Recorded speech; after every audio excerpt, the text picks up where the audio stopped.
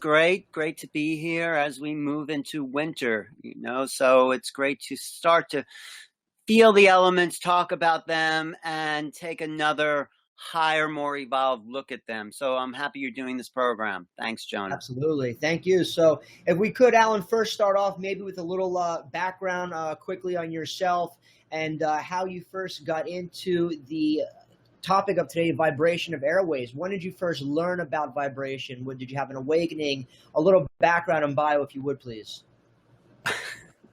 All right. Well, it's been a lifelong study because everything is vibration. And when you start to realize that, you realize that what you draw to you is at the vibration you're living at. So how did I get into this? I guess I was brought up in a pretty middle-class sort of household with not much exposure to anything metaphysical or anything out of the ordinary. And I knew that couldn't be the whole story. I knew we weren't just here to, get out of school, get a job, have a family, and live in the suburbs or the city. I knew there had to be more to the human being than what we're told in our education, by our political parties, by our religions, by our media. All of those cultural institutions are here to condition us to a very limited understanding, and an understanding where we could fit into that sort of fabric, we could become part of the institution. So the purpose of the institution is to train us to become part of the institution until you realize that, well, there's something more. There's something to the human being. And I guess, how did I realize that? I saw a spiritual teacher, and that in that moment of when you see a true teacher, a true master, someone who's really tapped into other realities, or I think some people have a moment where they recognize themselves. They recognize who they really are, and who they really are, who I really realized myself to be, was not just my body. It wasn't just my mind. It wasn't just my personality, but there was an awakening to, you might call it the true self, or the essence of the self. At least that was my experience. At least that was a moment of recognition, a moment of transformation. So in realizing that I wasn't my body, basically, and realizing I was something more than that, I started to get on a path that showed me that the world was vibration. The world was essentially something not physical, but showed up physically. Vibrations in their densest form are physical, but as they start to accelerate, like the airwaves, like even the internet waves, the radio waves, we realize we're non-physical. And then they start to experiment with aspects of the mind, silver mind control, realizing that our thoughts could control reality. And I could feel people's thoughts. I could tap into telepathy. I can tell if people were sending out judgments about me. I would actually feel other people's thoughts. And, first I thought I was making it up, and then you start to meet like-minded people, and they start to feel the same thing. It's not like we're just agreeing with our fantasies, but there's a reality to thought forms. Thought forms can be projected onto people, and they can, if you're sensitive, if you're aware, you can feel thought. And that is actually the foundation of quantum physics. The fact that if you look at an experiment, you can affect the experiment. It's the thought processes of the observer that affects the outcome of the experiment. So in my own personal development, and then as I started to look at this new science, quantum physics, I realized that it was all about thoughts and thoughts creating reality. And it's not like when people say thoughts create your reality, or it's not like you change the physical world around you by changing how you feel about the world around you. You actually change your relationship to the world. So that was a great example for me about the nature of the mind and the nature of how we interact with the world through our mind. And when I say mind, I'm not just saying it's so. Yes. Let me ask you. When you hear the word synergy and you hear the word the 5 elements, what does that resonate with you? What does that bring in? And then I want to dive deeper into sound and vibration, which is what your segment is today. But when you hear the word synergy and the 5 elements, what resonates with you? What comes to mind? That's good. That's a good question. Well, synergy really, or 5 elements, is really what the ancient alchemists would call quintessence. And quintessence was or another way of saying it was the quintessential aspect. When we say something is quintessential, we mean the 5 elements that make something up come together to create the purity of the thing. So the first 4 elements are earth, air, fire, and water. The 5th element, some people call it ether, but some people call it the essence of the pure essence of the thing. It's the 5th essence, is the essence that connects the other 4 together. It's what's able to be transmuted. So you can transmute earth into fire, fire into earth, and air and water. Those are all mutable elements. But the 5th essence, the quintessence, that synergy itself, is the immutable essence. It's the part of us that always was, always has been, and always will be. That's the synergy. And in this time of evolution, we're at a really crucial time where we need to connect to the synergy of all those elements to take ourselves to the next level. So synergy is the connection where when 2 things come together, they're greater than those 2 things separately. Or when 3 things come together, there's a synergistic effect that makes something greater than the sum of the elements. So that's synergy. Excellent. So now let's dive into your segment, which is the vibration of airwaves. So let's start off, if you could, with, I know it's a lot to talk about. You could talk for hours, but vibration of airwaves with the elements. If you could maybe give a prefix on vibration itself, and then tie that into the airwaves, and then bring that into the elements. Okay.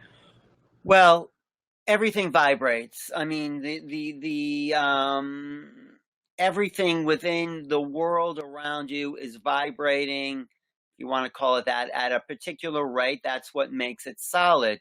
What we're doing now, or where we're going as a collective planet, is an acceleration. This is what I feel. I mean, maybe some people are documenting that as proof-wise. I just know this from my own experience. We are moving into a quickening, it's been called in the literature, an acceleration.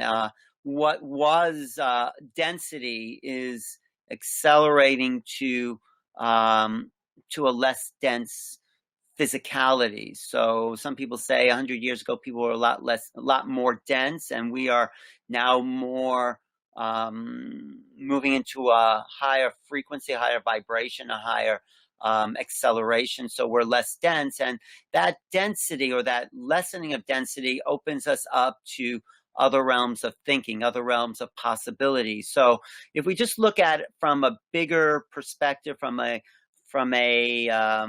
periodicity, means the cycle of periods, of ages, of planetary cycles. We're moving out of the Piscean age. That was in age, Pisces connected to the age of water, the age of emotion. Water is connected to emotion. Traditionally, in the alchemical, literature. And before Pisces was the age of Aries, which has to do with fire, but fire in a sort of I feel sort of not technologically minded, but as far as moving into a fire using to make tools. So the age of Pisces lasted 2,000 years. The age before that was the age of Aries. And Aries is also about war and domination and control. And that was when the great empires ruled the world, although there are still fragments of that now. So that was a lot of war. That fire was a time of war, and we're still coming out of it. But the age of Pisces is a time of emotions, which is what water is associated with. So before the age of Aries was the age of Taurus, which was an earth-based sort of age. So we're moving now through those 4 ages into this age, this current age, this age of Aquarius, which is an air sign. So we're moving into this time, and the kind of facility of air is the mental abilities, the mind, but mind not in a intellectual way, but mind as the potential for understanding who and what we are, the higher mind, the mind that can create through its interaction with the unknown, the creative mind, I guess is a way of putting it. So as we move out of this age of drama, the age of Pisces, the age of emotionality, the age of water, into the age of air, I feel those last remnants of those previous ages will and are making themselves known. The wars around the world are in their last hurrah. The dramas, if you want to experience drama, just go home to your family for a Thanksgiving dinner. You'll see a lot of drama, at least in my family, maybe not other people's families. But anyway, that's that. But that time, and it's not to be denied, but it's to be acknowledged and know that there's something greater happening, that we are moving out of those levels of interaction to a time where I feel the creative, artistic frequencies of the unknown are coming much more into focus. And when I'm saying creativity, I'm saying we're always being bombarded by the unknown. The universe, as it moves, as it goes, as it flows forth, is always new. It's always creating itself. If we're going to stay on current with that, we have to keep letting go of the old, the past. We have to keep letting go of what's held us down and tap into this current, this frequency, and maybe you can call it the air, but I think the sign of Aquarius is an air sign, and those frequencies or those wave patterns that are here symbolize the Aquarian age are not water signs, they're air signs. So, and that's our mental capacity, and it's our mental capacity to be creative creatures, creative beings. And I find that as we move into this new age, creativity will be the acknowledged currency. Your music, your art, your painting, your poetry. As we come into an age of, let's call it free energy, where the old industrial values of, working to show your worth and to make money, as we come into a time of abundance, which I think is possible. I don't think that's a fantasy. I think that's a possibility as we let go of the people holding on to those other elements, the greed, the one percenters, as we move into a time of sharing, of connection, of interaction. Our creative expressions will be the new currency of exchange, and that will propel our whole culture into an evolution that we have not seen yet. That's what I think. I mean, the 60s were a great time of cultural revolution, but does that answer some of what you asked? Absolutely. I think one of the most fascinating things I've heard you say, Alan, you spoke about this before, was the age of Aquarius. Many people think is the water sign, the Aquarian age. You think of water. So when you spoke about that the other day, when I heard you speak on Starseed Radio, that really flipped the light switch on for me, because from what my understanding and teachings and what I thought, I'd never even thought that the age of Aquarius was about air, was about vibration, was about sound. So if you would, can you talk a little bit more about that?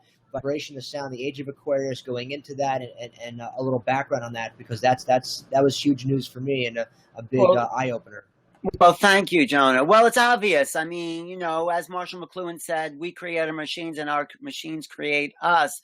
I'm talking to you through a wireless connection. I mean, this is wireless. There's a frequency going through the air now that my computer's hooking into and sending out to whoever's tuned into this frequency. Everything is frequency in this digital age, and that is what I feel the age of Aquarius is about. It's about the wireless age. It's about who we are as frequencies of thought. I mean, I could send you a thought. I mean, right now we're doing with our machines, but as we sensitize our awareness, we will start to develop a telepathy that anyone can pick up on. I mean, this is what the Stanford Research Institute was doing. They were one of the first people to really tap into what I call the Aquarian frequency, which is understanding that, yes, this is not an age of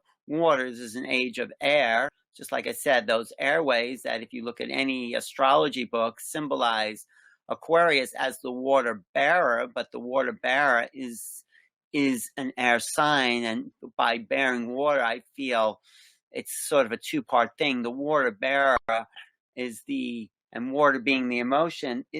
As we connect to this higher creative realm, it's affecting our emotional body. So, you know, the water bearer, the water of emotion, and this is not the lower petty emotions, but the higher emotions. I mean, the only reason to activate our creative imagination is so we can feel it. So it's the feeling response that we get through our creative actions that start to evolve humanity. And I think this time of Aquarius, and some people say we're in it, some people say we're going to be in it, some people say it's 100 years from now. It seems like something's shifted. In this wireless age, I can't think of anything more representational of the sign of Aquarius than wireless technology, wireless communication. Tesla even created a form of wireless electricity. This is where we're at. That wirelessness is a symbol for our own mind. You know, we're never going to make a computer more sophisticated than the human physical cosmic mechanism than our brain. Our brain has so much more, we can call it software, that we have yet to tap into. And of course, we haven't even been shown what's possible. It's like, you know, sometimes you're on your computer and suddenly you come across a software you didn't even know you had. Well, the untapped secrets of the mind, and they are secret and they've been kept secret because I think certain forces didn't want us to open up those software programs because we wouldn't be able to be controlled if we understood that we were in control of our mind. So things were created to stop us from understanding the software that we have access to. And now is the time for that to change. I mean, here we are in a new day, a new possibility. So the wirelessness of the modern culture is the metaphor for our own creations, our own possibilities. Do you find that to be true? Yeah, absolutely. I think when you look at the wireless technology that we have today and the shift that happened in December 21st, 2012, which is when I believe sort of the veil was lifted, the lights have been on, we're moving back into ESP telepathy. those types of communications. If you could, maybe you can talk a little bit about the science, about the quantum physics, quantum mechanics, the observer theory. I've seen that from the documentary What the Bleep, an amazing documentary that talked about, that showed these types of living examples that show you our awareness, our consciousness awareness affects this reality, and even vibrationally. So maybe you could talk a bit about the science behind the vibration of airwaves, quantum physics, the observer theory. That'd be great. Right. Well, I'm not like a trained quantum physicist, but what I understand is that going back to Einstein really was a way shower in seeing that everything is relative to where we are. Einstein said the theory of relativity means that if how I understand it, if two things were going at the speed of light and something, so here we are going at the speed of light, and you shoot a light beam away from that will go not just approaching the speed of light, that will go as if this point was stationary and there was a point going off of that at the speed of light, which means that I think everything is relative from our position. Everything is created by what we put into it. It means that let's just say that the as far as frequency, things could be a wave or a particle, as what the old paradigm of what the bleep they say. So you have a wave and you have a particle. And what is reality really? Is it a wave or is it a particle? And so in the experiments that they did, the early quantum physicists, they would say that if someone wasn't shooting a particle beam out and no one was looking at it, it would stay a particle. But if you were to look at this, it's called the double slit experiment. So I can go into greater detail, but if you were to look basically at the particle that was being shot out, it would no longer be a particle. It would be a wave because you were looking at it. What would they say? When we decide to focus on something, it changes. It changes. Actually, does that make sense? Because I mean, there's Yes, absolutely. Actually, I think when you are looking at it, it's a particle. When you're not looking at it, it's a wave. So that's what it shows in What the Bleep, and it goes back to the 1900s. They didn't invent that experiment. So if you are looking at the experiment with the double slit, two electrons going through, the electrons function as a particle. If you aren't looking at it and then look later at the results, you'll see that those electrons function as a wave. So it seems like something happens when you look at something, you concretize it, you make it solid, you project your ideas of possibilities, and that affects the experiment. That is showing you that there is no objective reality, that it's all built upon how we observe the world and what we project onto the world. You know, if there's lots of experiments done with the placebo effect. If you believe this medicine is going to help you, it will, because it's the power of thought. It's the power of our intention that actually creates more reality. Because basically, when you turn your back, I heard Lynn McTaggart say this, the whole world, the solidity of the whole world disappears. You need an observer to make the world real. And that could be an observer on any level. But, you know, we are here to direct our intentions to the highest possible level that we can. So I'm not sure if that answers your question or not. No, it does. It gave us a little prefix on sound, vibration, and being the observer in this matrix in reality.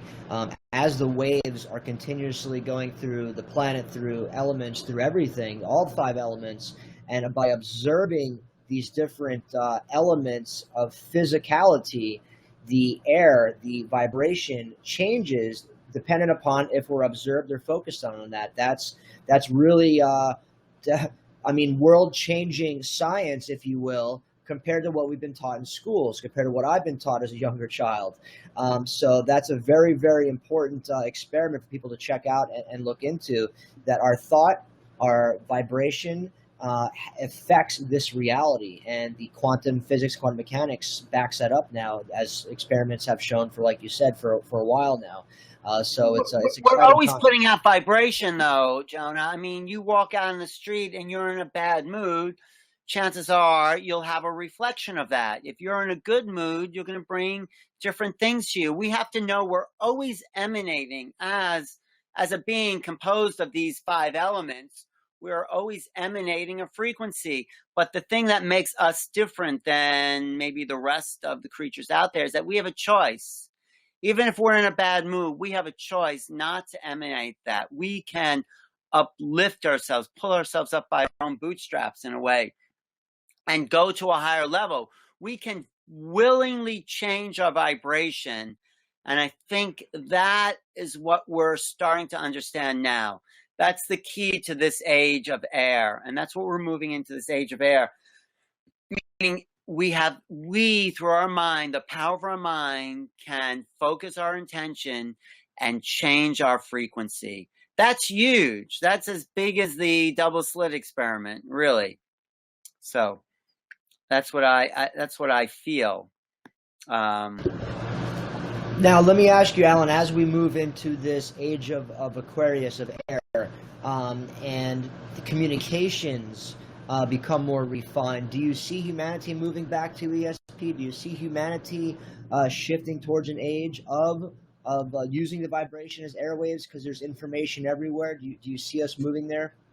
Of course, this is the age of our awakening. This is the time where we'll return to the mechanisms we really are. I just spent last year in Australia with Aborigines, and they said they didn't have any calendars. They didn't have any timekeepers, but they all knew when to meet in the middle at their sacred place, Uluru, in the middle of the continent. They all knew without anyone telling them or having to keep track of it. There's a knowing that human beings have, and that's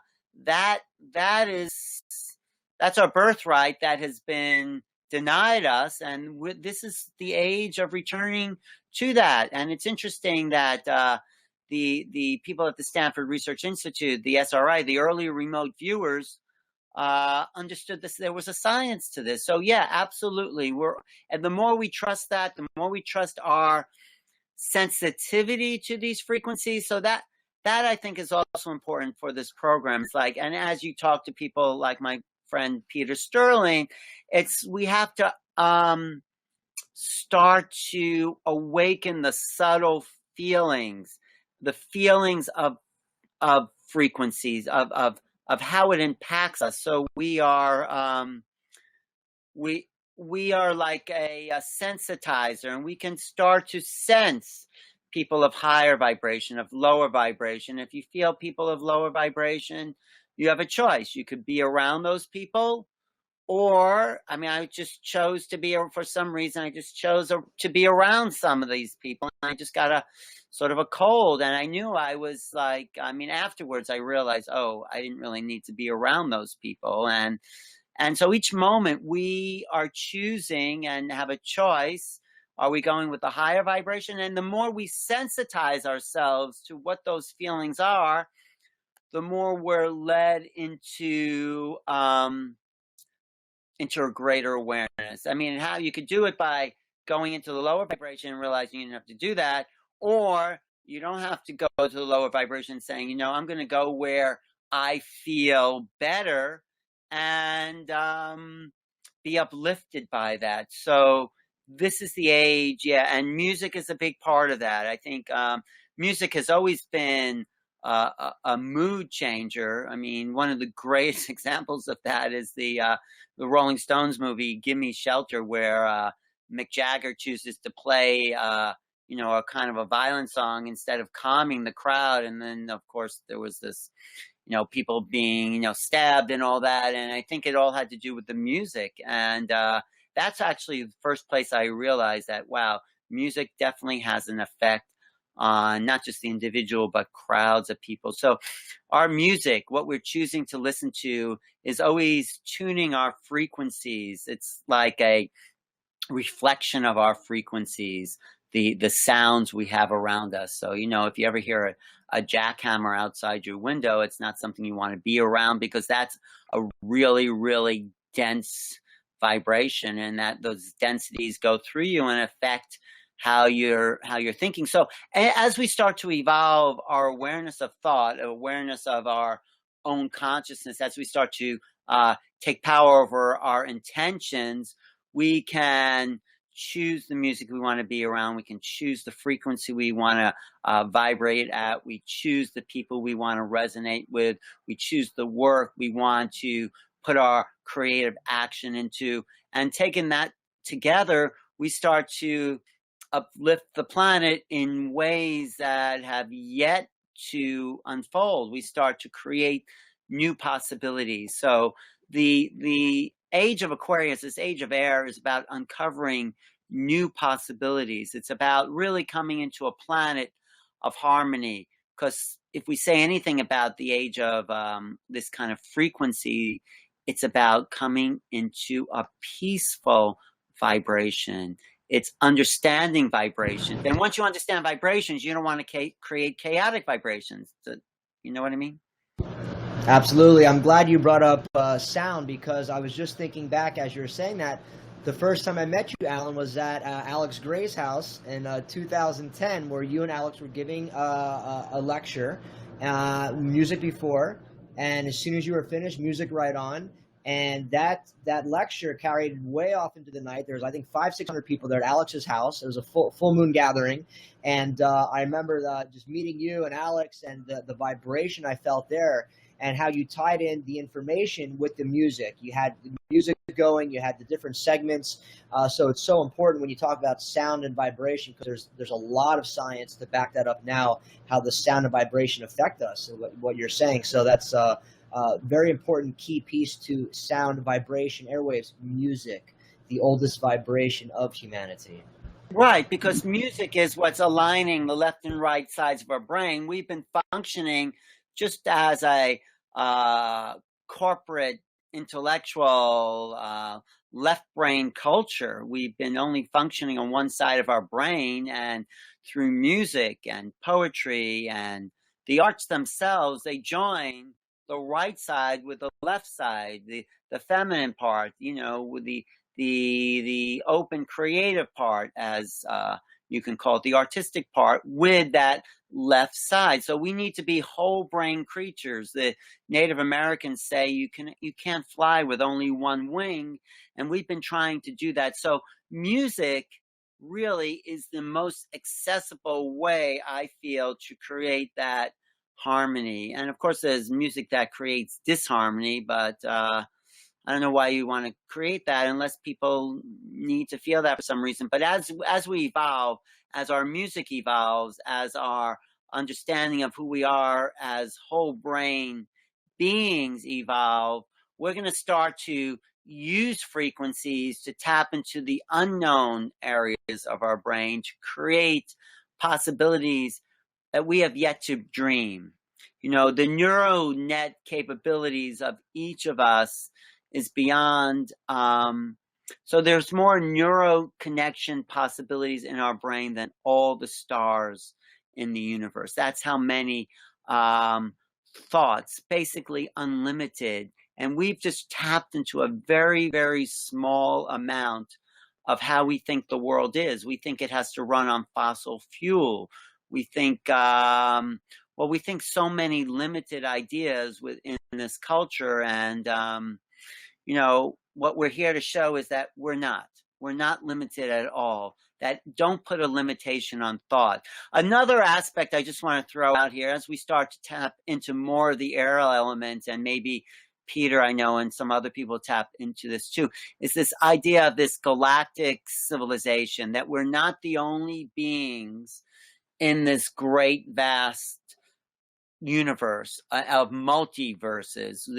Life is abundant on many levels, and when we start to think with the possibility that we aren't the only ones, when we start to open our minds, because the age of air, the air element is about the mind, it's about opening our mind, we'll start to realize that we've been limited by the fabrications of our psychology and our psychological paradigm, and that you can start to receive thoughts, not just from other people, from other beings. I mean, the shamanic cultures themselves would talk to plants, and you know what? The plants would talk back. The plants would say, this plant is good for this kind of medicine, that kind of medicine. So, but I'm also saying off planet, we have the capabilities, once we get out of the limitations of this very narrow way of being that we've existed in for the last 2 ages or 3 ages, that there's more to the cosmos, and that we have the mental facility to access those realms.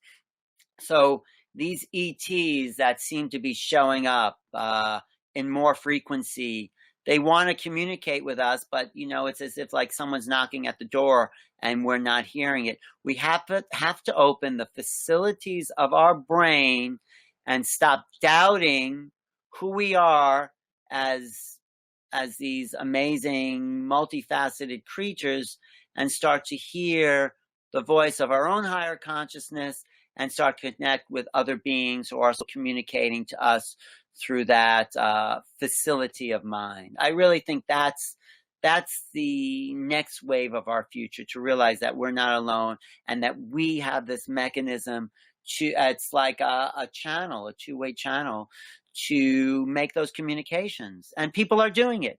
I mean, it's looked at pretty strangely now if you say you're communicating with ETs, but as we start to change how we think about ourselves and what the nature of the mind is, and to realize that the mind is actually not contained in the brain. The brain is like a radio receiver. The radio is not it's not like generating music, it's picking up the music. Your brain is not necessarily generating your thoughts, it's picking up the thoughts from a non-local reality, a non-local consciousness. And when we realize that we're non-local, which is really the element of the air and beyond, then we realize that who we are non-local beings, that we're connected to eternity and infinity, and that we exist on all realms, and we can start to pull that awareness into our embodiment. So that's what truly the age of Aquarius, this age of air, is about,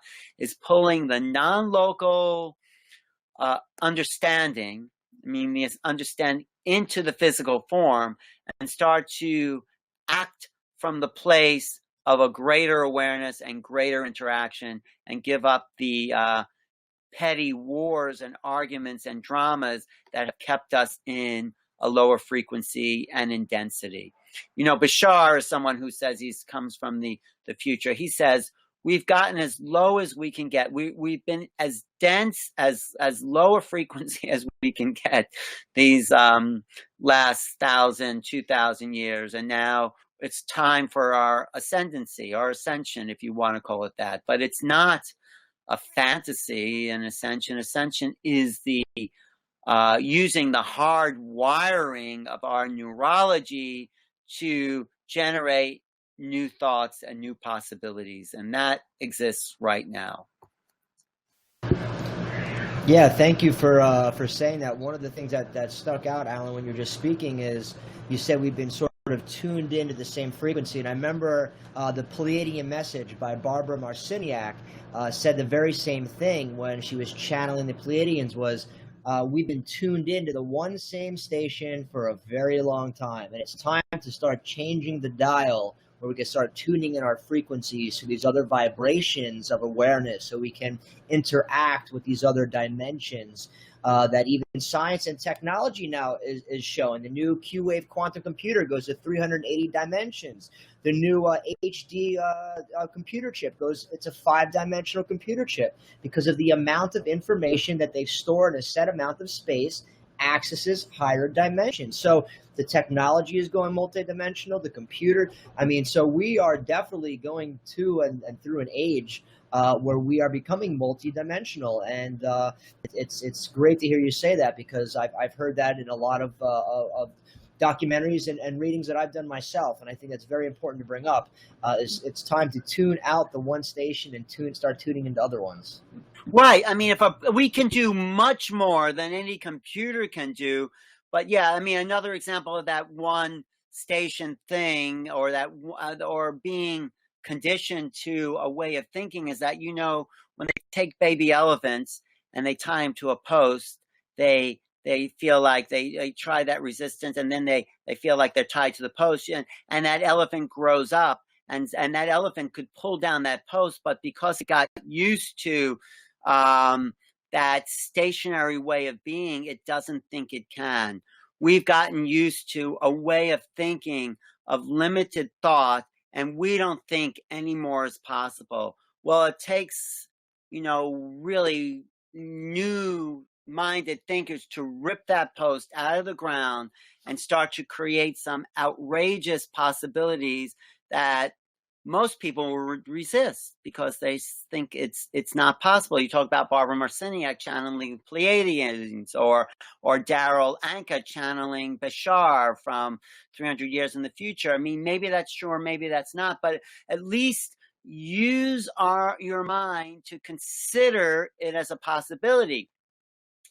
And now channeling is becoming big all over. But I mean, we have access to this incredible mechanism that we have yet to even discover. So if someone wants to find out something, ask yourself a question. You do what's been called automatic writing. You don't need to go to a channel or psychic or an empath or a healer to know what's possible. If you want to find out something, write a question down and then see what comes through that amazing mechanism of the mind. So write down something you want to know. Should I go there? Should I travel? Should I be with that person? Instead of, spending all that money to pay a psychic, write it down, get quiet, and then sort of like say, turn on your switch and just see what comes through that incredible mechanism of the brain that's able to tap into the unknown better than any of those chips that they're discovering that are connecting to all those dimensions. We're connecting to the ultimate dimension, and we don't even know it. And that's what this time, this age is about. It's about knowing it. It's about what I call the flowering of humanity, the awakening of humanity. And that's through all the elements are going to be uplifted at this time, in this age, because we've waited a long time, and we're seeing the last remnants of a violent, materialistic culture being played out. And I think if we just hang in there, we'll see this blossoming, this awakening of ourselves, of our potential, of the creative force, of, like I said, dreams we have yet to dream, and an interaction with the galactic brotherhood of beings that aren't going to save us until we save ourselves. So, it comes down again to how unlimited can your thoughts be? What's the most outrageous and do it through the arts. Do it through whatever creative expression you have. Do it through your music. Do it through your dance. Do it through your writing. How outrageous, how creative, how outside the envelope of acceptable possibilities can you be? There's a great book on art called The Shock of the New.